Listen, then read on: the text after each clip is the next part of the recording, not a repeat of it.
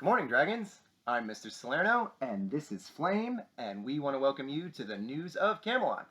Today is Monday, May 18th, 2020. Pretty mild day today, Flame. High of only 67 degrees, mostly cloudy skies, but we'll have 14 hours and 23 minutes when the sun is up. It might not be super sunny, but it'll be light out a little bit more every day. How was your weekend, Flame? Oh, is that why you brought your basketball? You shot some hoops? Excellent. You had a good time? Nice. Did I cut anything this weekend? I did, Flame. I cut the grass. And I love cutting the grass. Thanks for asking. Did I cut anything else? Yes, I did, in fact. I cut some branches that were low hanging and very sharp. I was afraid someone might hurt their eyes. I know. I cut some chicken on Saturday. That was fun. Yeah, I don't know. But in any regard, Dragons, it's a new week, which means we're going to revisit a Positivity Project character trait. The good news is we've gone through all 24 of them throughout the entire school year. So our good friends at Positivity Project decided that we should revisit some of the ones that are more important that we use every now and again effectively and more consistently. And we want to revisit gratitude. So we printed up the gratitude card. And one of the fun things about gratitude that Flame and I learned about is that if you have a lot of gratitude and a lot of thankfulness, it is the single best predictor of your own positive well-being. I thought that was interesting. Well, why is that? Well, you think about it. If you show a lot of thankfulness and a lot of appreciation, you are probably very positive. You probably show a lot of empathy towards others, and you have a lot of energy. You're in tune with what's going on around you, so in turn you want to show your appreciation, right? And the more appreciation you show, check this fun fact out, Flame. The more appreciation you show, it builds in you like a muscle. Showing gratitude is like lifting weights or staying active and training. You get stronger and stronger the more you use it, and you become more aware. And so the more aware you become, the better your well-being is, as well as the people around you. I just thought that was really interesting. And one of the things that we can do right away, Dragons, is to be thankful for Mondays. How about that, Flame? How often do you hear like, oh, I've got a case of the Mondays? Well, we're here to tell you, Dragons, that Mondays can be great, just like the other 6 days of the week. We actually did a little digging about where we get the word Monday from. And if you break it down just a little bit, Monday, if I just add another O there, that's moon. Moon day. And the word Monday is an old English word. Check out this word. We wrote this down for you. Watch this. What is that? That's crazy, but that's an old English word that we think you pronounce monondag. I probably said that wrong, but that's an old English word that means the moon's day, right? And what word do we know that sounds like moon in Spanish, right? Lunes. Lunes is Monday in Spanish. And what do we say in a calendar about the moon? It's the lunar calendar. It all connects, and Old English is an older language, kind of like Latin, but that's where we get the word Monday from. And I'm glad you asked, Flame. It's not a full moon today. It is actually a waning crescent. But nevertheless, some cultures acknowledge Monday as the first day of the week. We usually acknowledge it in the Western Hemisphere as the first day of the work week, but it is in between Sunday and Tuesday, and it is recognized as the second day of the week in this part of the world.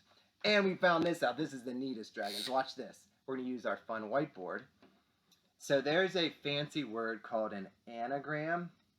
And an anagram means you can jumble up the letters in the word and make a new word. Did you know, Dragons, that I can mix up the letters in Monday and make dynamo? You can be a dynamo on a Monday, and it's the only day of the week in the English language where you can take all the letters, mix them up, and get a new word. right? If you mix up all the letters in Wednesday, nothing. But if you mix up Monday, you can get dynamo. It's your day, Dragons. It's your day to be a dynamo. Dun da da da! It's time for the birthday box. And if you want to have a great start to your week, let's think about the birthdays. Let's revisit first, Flame, some of our staff birthdays, because each one of these staff members, there were 3 of them, that are dynamic, and we want to acknowledge them. We want to celebrate Miss Moon. Happy birthday, Miss Moon. Her birthday was on May 14th. We want to celebrate Miss Schaefer. Her birthday was May 15th. Happy birthday, Miss Schaefer. And yesterday we had Miss Snyder in 1st grade. Happy birthday, Miss Snyder. We hope you had an awesome birthday. We have 4 birthdays today, Flame. Haya Alkatani in Miss Batchy's class. Happy birthday, Haya. We have Jackson Curry Briggs in Miss Adams' class. We have Amira El Ghazarani in Miss Dahl's class. And Reese Willits in the aforementioned Miss Schaefer's class. Happy birthday, you 4. Fantastic. Great way to start the week with a birthday. You know what else makes us feel good, Flame? Mail. Nothing says happy faces like mail. Let's check it out. Dear Flame, I'm wondering if you can talk about our Book Madness Club for grades 3 through 6 on the news show. Here are the details. We meet at 9 a.m. on Wednesdays via Google Meet within the Google Virtual Library Classroom. If interested, they can email me and I'll send them an invite to join the classroom. We're currently reading Shouting at the Rain by Linda Mullally Hunt. It's the same author that wrote Fish in a Tree, which a lot of our kids have read. Basically, they can jump on, eat their breakfast, relax, and listen to Miss Rubin and me read while we all chat. Maybe they'll hop on after or before they watch you. Yep, they better.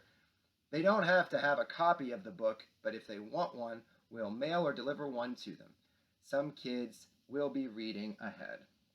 Thanks very much, Miss Vickers. Miss Vickers! And she was nice enough to send us a picture. Look at that. That's what Singing in the Rain looks like, Dragons. And you see Flame put Miss Vickers' email address very large at the top of this paper. And if you want to be in the book club on Wednesdays at 9 with Miss Vickers and Miss Rubin, let her know, get in touch with her, and let the excitement continue. But that's the book, and that's our fun letter from Miss Vickers. Thanks, Miss Vickers. Ooh. Dear Flame, we know the answer to the first riddle. It has to do that alligators don't live in the ocean. Oh, Alphonse's riddles. Alphonse was here on Friday, and he gave us some riddles. And one of them was, if you were swimming in the ocean and a big alligator came after you, what should you do? And Emmy and Maddie Pike said, nothing. There are no alligators in the ocean. Bingo. They have a joke for us. What do you call cheese that's not yours? What do you call cheese that's not yours? Nacho cheese. Nacho cheese. That's very good. Good job, Pikes. We have another letter here. Dear Flame, I think I know the answers to Alphonse's riddles. Riddle number 1. Swim and see if there are any fish. If there are, throw the fish at the alligator. Oh boy, I mean that's a dangerous option. Also, I don't think there are alligators in the ocean. Correct. That is the correct answer. They live in swamps or lakes. Very good. Riddle 2's answer. Ooh, so let's read this. What is something you can't keep until you've given it to someone? That was the second riddle from Alphonse. What is something you can't keep until you've given it to someone? This person said, I think it might be love or friendship. That is an acceptable answer. We were looking for a promise. You can't keep a promise, right, until you give it to someone. Very good. I also have a riddle for you. Flame, let's make this riddle our riddle of the day. So listen carefully, Dragons. This is going to be our riddle for the day. I have a tail and a head, but no body. What am I? That is our riddle of the day, dragons. I have a tail and a head, but no body. That'll be for today. All right, so now we got jokes. It's a long letter. Jokes. Did you hear about the mathematician who's afraid of negative numbers? He'll stop at nothing to avoid them. He'll stop at nothing to avoid them. Get it? Because 0 is nothing. He'll stop at nothing to avoid them. I gotta tell you, Flame, that's a difficult one. But I think I just need a few moments to process that. Okay, second joke. Did you hear about the race between the lettuce and the tomato? Flame, did you hear about the race between the lettuce and the tomato? The lettuce was ahead, and the tomato was trying to catch up. That's a good one. Wonder who won after all that. Poor lettuce. All right, well, oh, who's it from? Who is this from? It's from Emma in Miss Rossini's class. Thank you, Emma. Always a great writer. Thanks for following us, Emma. Ooh, now you remember, dragons, that Miss Flaherty, I think I have it here somewhere, Flame and I were torn because Miss Flaherty wrote us a postcard on Friday on a cereal box. And we thought, like, should we hang this up or should we hang this up? I don't know, I think we might hang the Smart Start one up. But look at this, dragons. Miss Flaherty's at it again. She loves her cereal and she loves reusing her cereal boxes. Good morning, dragons. I'm happy to begin another week with you. Things can sometimes feel very difficult or tiresome. Remember, dragons, even difficult experiences provide a reason to be grateful.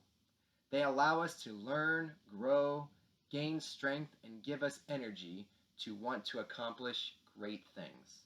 Make this a terrific week. You'll never get it back. Lots of love, Miss Flaherty. Miss Flaherty loves us so much. Thanks, Miss Flaherty. We are going to make it a great week. And if you want to write us, if you want to write Miss Vickers, if you want to write Flame, anything at all, we'd love to hear from you. We love hearing from the Pikes. We certainly like hearing from Emma. And we want to hear from you. My goodness, we have time for a game show, Flame? Let's do it. Now, we were talking about, once all of this stay-at-home stuff gets underway, where we could go in our great state of Virginia. So we did some research, and we actually found the top 5, the biggest cities in Virginia. So these are the 5 largest cities in Virginia. Okay? So I know the answers, but Flame, I'm curious, do you know what the 5 largest cities in Virginia are? Ooh, very good. Okay, so you'd have to think that the capital city is kind of big, but it's only the 5th biggest. Look at that. Richmond, Virginia has 223,000 people, more or less. More. There's more of them. But actually, 2, 3, 4, and 5, Flame, are all kind of close to each other. But Richmond is number 5. Number 4? Number 4 is, you might have heard of this. This is the city that is closest to where we are right now. Arlington. And Arlington has 231,000 people in it. Right? So Arlington comes in 4th. Yes! Wow. See, I thought that would have been the hardest one. But there is a city in Virginia called Chesapeake. 237,000. See how close this is, dragons? 223, 231, 237,000. So we've got 2 left, Flame. What do you think? Very good. This is, now we're starting to get a little bit closer to the coast and to North Carolina. And I never really know how to pronounce this. If you're from out of town, you might say Norfolk. Or if you're a local or from around, you might say Norfolk. But this is the city that is the 2nd largest in Virginia. Okay, about 245,000. And then almost double, yes, your favorite, Flame, Virginia Beach. Virginia Beach, over 450,000 people. Did you know, Flame, that Virginia Beach is the largest city and it's the only city that has the state name in it? Did you know that? Isn't that amazing, Drag? What is that? Oh, New York City. Okay, well, New York. Okay. Well, it's only 2 of them. Okay. And Oklahoma City. You're just showing off now. Okay, so there are 3. Well, regardless, Dragons, you can make this a great Monday. Even if you make some mistakes, get off your feet, don't let your friends get in the way, and make it a fantastic start to what could be a great week. So on behalf of Flame, I'm Mr. Salerno. Tune in tomorrow. We can't wait to see you. Thanks, Dragons.